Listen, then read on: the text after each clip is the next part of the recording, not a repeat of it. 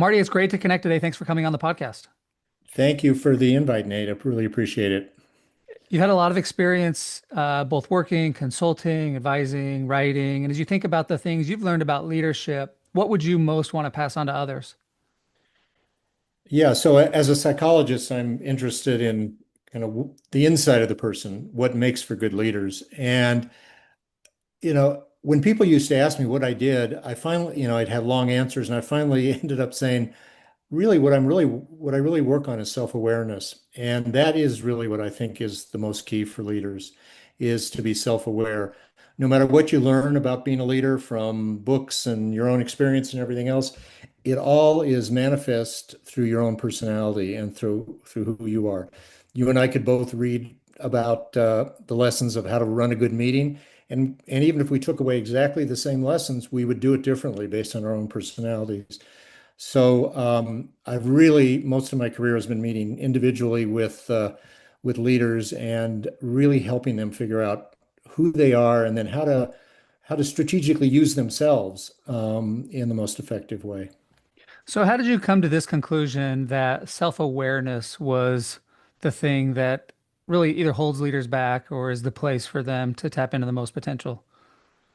I think two ways. One is so my career first was as a clinical psychologist treating patients for a decade or more. And then I was a founder, entrepreneur of a company that we grew to about 50 million, 250 employees. And then I became a leadership coach after that.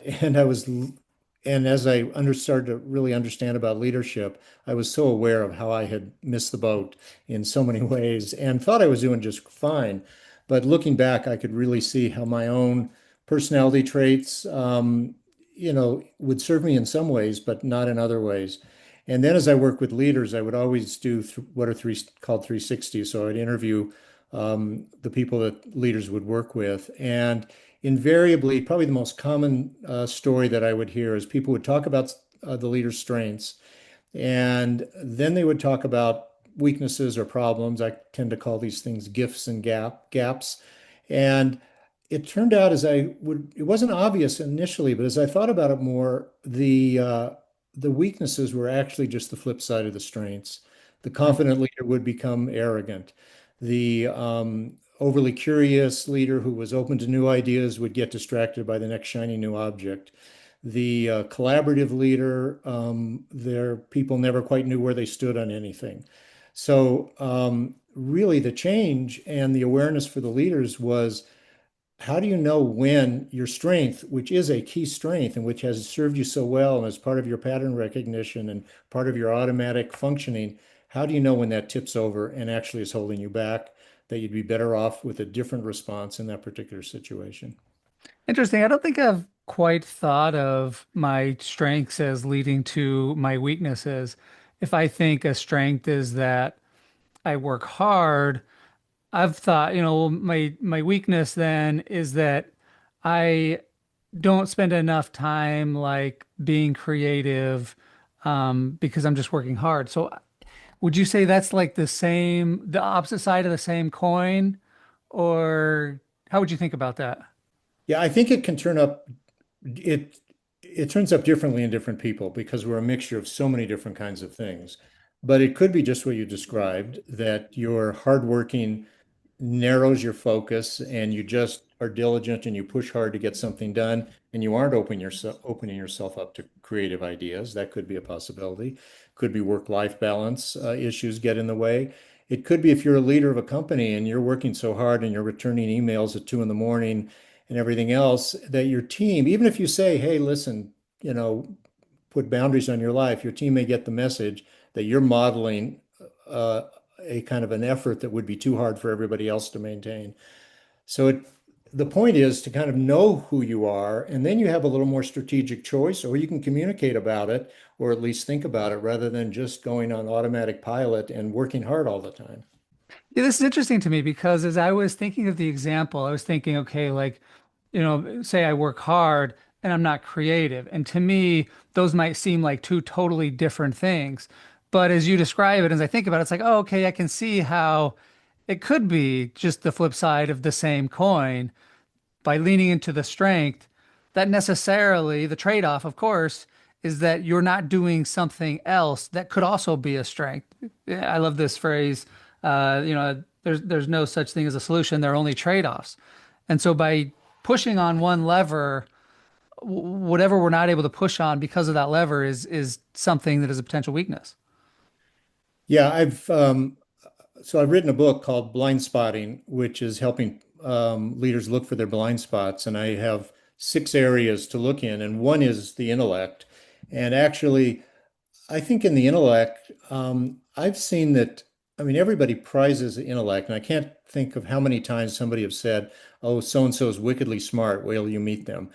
I mean, it's a weird phrase often, but and being a psychologist, smart comes in lots of different ways. And creativity, you're kind of contrasting creativity with working hard. I think creativity also gets contrast often with just horsepower IQ and be able to push through things and analyze things really well versus being able to be intellectually creative and ask kind of the why question and the why not questions. In my intellect chapter in the book, I talk about 5 different kinds of intellect, and how to kind of look for those.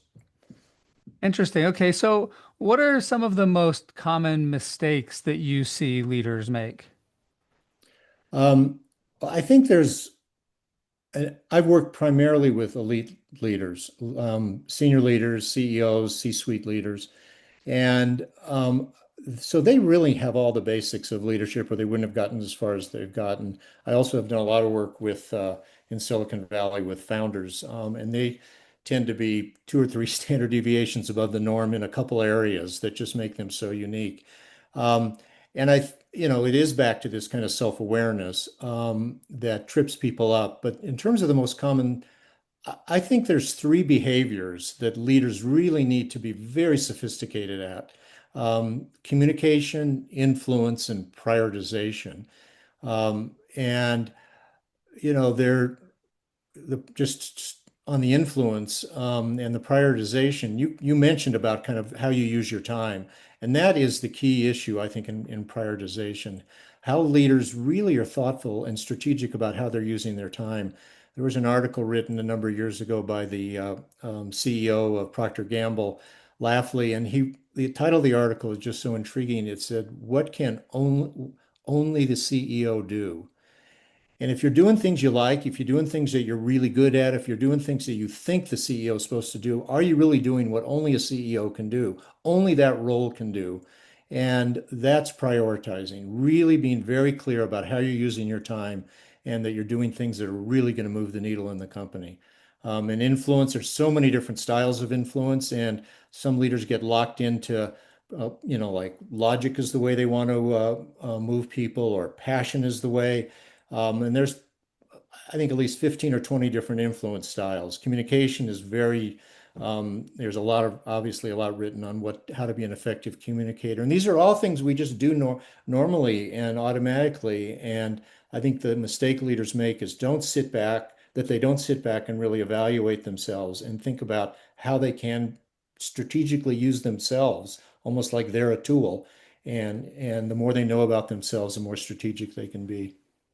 Okay, interesting. I like this question of what can only I do? I mean, I think about this podcast. If I try to apply this to myself, I'm the leader of this podcast.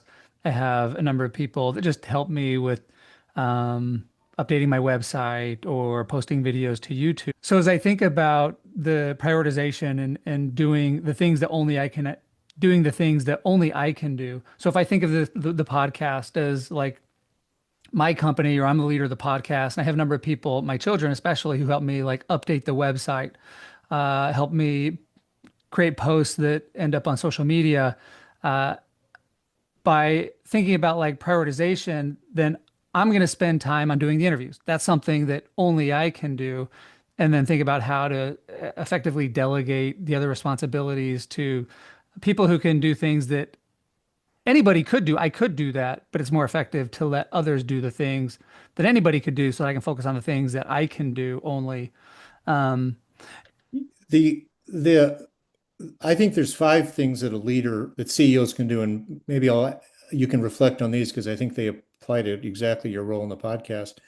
leaders can only pick their team. They're the only ones that pick their senior Mm. team. So you pick your team around you. If your team has been congregated around you without you really making those decisions, then I think you're delegating something that you shouldn't be delegating. Another thing that leaders of companies can really own is the culture, and they're the champion of the culture. So what you would define as the culture of the podcast, I think you want to make sure you're all, and that's the culture of your team, how everybody collaborates and contributes. You want to own that. You want to own the vision and the strategic decisions. And if you should, I would think, spend some time like, where's this podcast going and what's my vision here and what's it all about? And a really key one is relationships. As the CEO, you own certain relationships. People only want to talk to the CEO. So, you're running the podcast. I think you probably, you have a great resume and you have a great impact and a footprint. And I think your relationships are probably key. And there's probably, if you were delegating somebody else to find you guests, I think you probably would be missing something that only you should do. Interesting. So yeah, just to hear you think about it or hear you describe it, more big picture. Because I guess you could imagine a podcast where you have a number of different hosts or whatever, and you create a model where you have lots of different people doing interviews. But thinking more big picture, I like your approach of like, yeah, only I can pick the team. I'm responsible for culture, the vision, the strategic decisions, and the relationships. And then as I think about those things, that determines who I interview and then how I would structure the rest of the podcast. I don't mean to turn this into, analyzing my podcast as a business, but I do try to apply what I'm learning. I think that's the most fun part about doing these interviews is how can, think about how we can apply these things to our own situation. As you think about, or as you help people, what's like the fastest way or most efficient way for people to improve? Yeah, it's really interesting.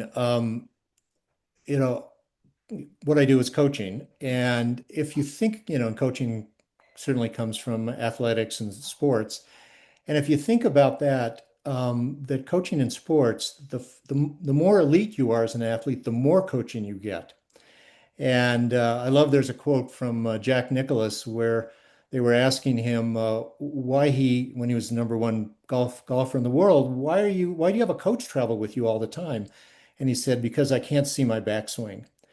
Hmm. And I think the way you learn is in little ways that you have talented coaches around you who can point things out to you. And then you can make those small little improvements. It isn't about transformation or major changes. When you're really an effective leader, it's about those small little differences, changing your grip on your golf club a quarter of an inch and getting an extra 20 yards on your drive. So those are the kinds of things. With the self-awareness comes, you need then a prompt to say, oh, wait, I shouldn't do my normal thing right now. I need to think about what my coach has been telling me that I should try different. And then you substitute in a new behavior and then it starts to, as it works, it starts to become more familiar and you start to use it more. That's really interesting to me. And I've never thought of it quite like this. I think of NBA stars, and it seems like often NBA players become so good that they get to the point where they effectively select the coach and they become the general manager and they select their teammates, or they have a ton of influence or sway in those decisions. And so I've thought it seems like the NBA players can get to a point where they become not only the coach but also the general manager. But to your point, I really like this way of thinking is like, okay, well, at the top, there's so little room and it's so competitive. Right. Going from the bottom 25 to the middle, that doesn't take as much effort, I'm guessing, or as much precision as going from the 99th to the 99.9, right? I mean, that's a much harder step. And so it makes sense that you don't need less coaching at that point because you're at the 99th percentile. You actually need more coaching and more little tweaks. It doesn't mean you're going to be making massive changes necessarily, but you need to refine things so precisely to make that next jump that at Exactly. that point you need more coaching than less. That's interesting. Yeah, exactly. And I guess those NBA players that have influence in those broader decisions, I would assert the ones that have promise in those areas, maybe there is a lot that they can influence and probably a lot that they can grow because they've already mastered so much of the sport and they already know what it's about. It's such a, minute level. Maybe they can influence well some of those other more coaching, management types of decisions. But definitely, they can get an extra whatever, quarter of an inch on their leap or precision on their shot or movement, more flexibility in their movement around the court, or the way their vision and what they're taking in, and all those little things. I mean, millions of things, obviously, that they're focusing on. Yeah, that's interesting because you could imagine, or maybe I've thought of this like, okay, if an NBA player is selecting the coach, what they're saying is, I'm the coach and kind of like, leave me alone. But the best are probably not thinking that way. They're probably thinking, like, who is the person that can help Right. me make the tiny adjustments? 'Cause I don't need major. Yeah, LeBron James is an example. Like, LeBron James doesn't need major adjustments. So if he really wants to excel, he's thinking, who is the person that's going to help me the most? And just because he may have influence over who the coach is doesn't mean he's the coach. It could just mean that he's really looking for the person that's going to help him the most. Really interesting idea, Marty. Okay, any final things you'd like to share as we wrap up here? No, I just think that kind of back to what I said in the beginning, that thinking about yourself as an instrument, almost if you could stand outside yourself and say, what's the best use of my skill sets and how can I get better and better at my skill sets? And the more you're able to look at yourself and be able to stand outside yourself, that's where the self-awareness comes in and you're able to make meaningful changes. Well, great, Marty. This has been fun for me, and I've had some insights and thought about things in ways that I've never quite thought about them before. So I look forward to re-listening to this episode, sharing it with others. So thanks so much for coming on the podcast today. Thanks, Nate. Appreciate the opportunity.